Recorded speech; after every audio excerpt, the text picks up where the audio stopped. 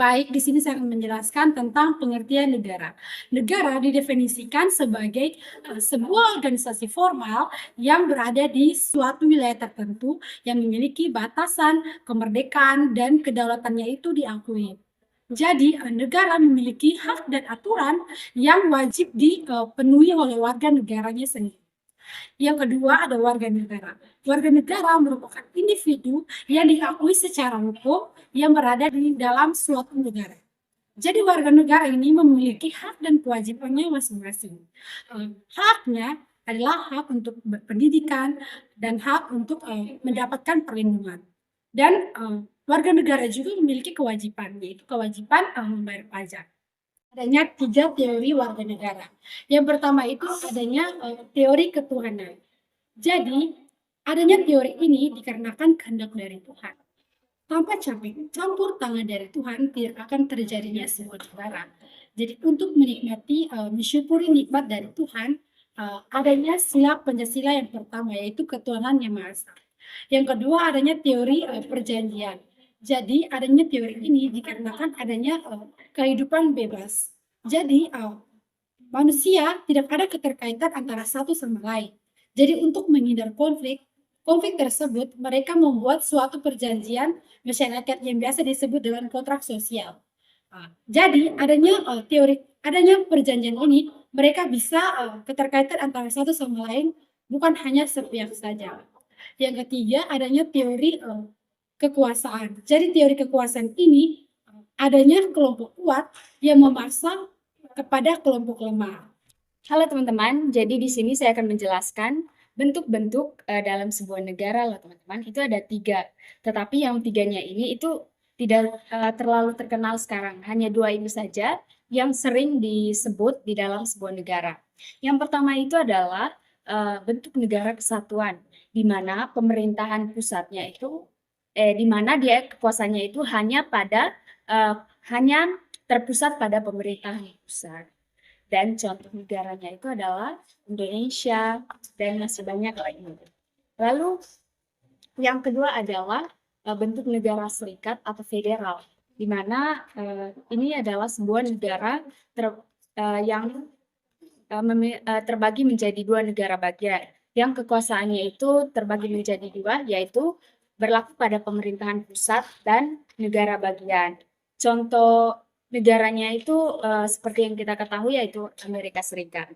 Lalu yang kedua itu adalah konfederasi, yang ketiga adalah konfederasi, teman-teman, di mana bentuk negara ini adalah yang tidak sering kita dengar saat ini, namun pernah diadakan dalam sebuah negara.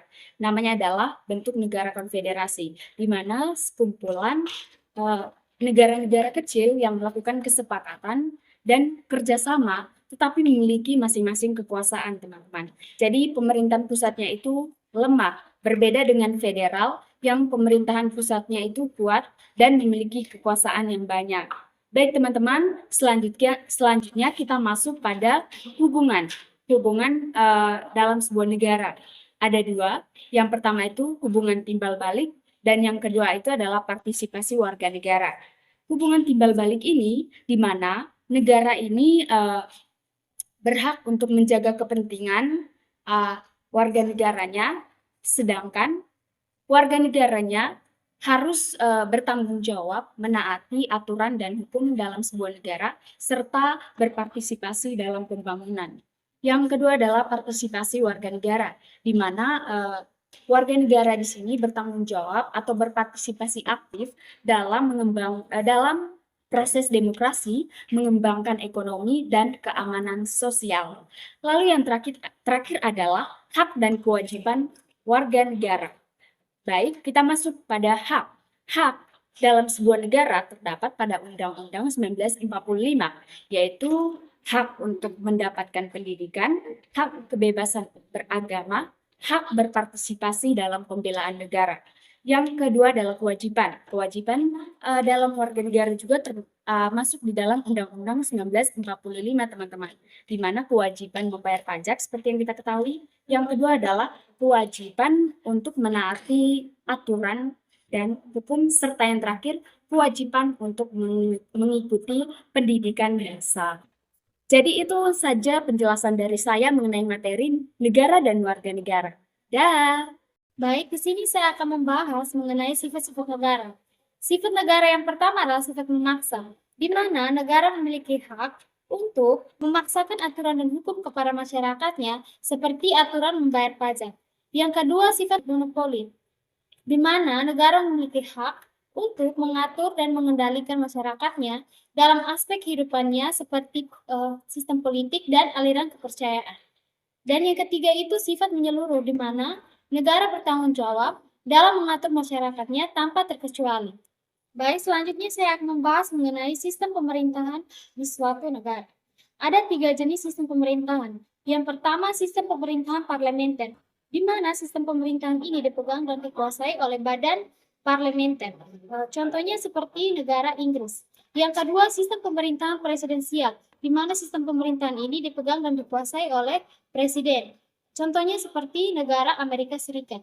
Dan yang ketiga itu sistem pemerintahan campuran, di mana sistem pemerintahan ini menggabungkan sistem pemerintahan parlementer dan sistem pemerintahan presidensial. Contohnya itu seperti negara Prancis. Hai teman-teman, di sini saya akan menjelaskan tentang fungsi-fungsi negara. Yang pertama itu ada diplomasi. Jadi diplomasi, negara menjalin hubungan kerjasama luar negeri dengan negara-negara asing. Lalu yang kedua itu ada defensi. Negara itu melakukan pertahanan terhadap serangan-serangan dari pihak-pihak asing. Lalu yang ketiga ada finansi. Finansi itu kegunaannya itu untuk mengelola keuangan negara dan mengatur pajak. Lalu yang keempat ada justisi. Justisi itu menegakkan hukum, menyelesaikan sengketa tanah, dan membentuk keadilan di negara. Lalu yang kelima itu ada polis. Polis itu menjaga keamanan dan ketertiban di suatu negara. Lalu di sini saya juga akan menjelaskan tentang unsur-unsur pembentuk dari suatu negara. Ada 3 unsur pembentuk suatu negara, itu yang pertama rakyat, wilayah, dan pemerintahan. Jadi rakyat itu suatu populasi penduduk yang mendiami wilayah negara tersebut. Lalu wilayah itu bagian dari bumi yang menjadi tempat berdirinya sebuah negara. Lalu yang ketiga itu pemerintahan. Pemerintahan di sini itu sebuah organisasi yang memiliki kekuasaan dan kedaulatan untuk mengatur sebuah negara.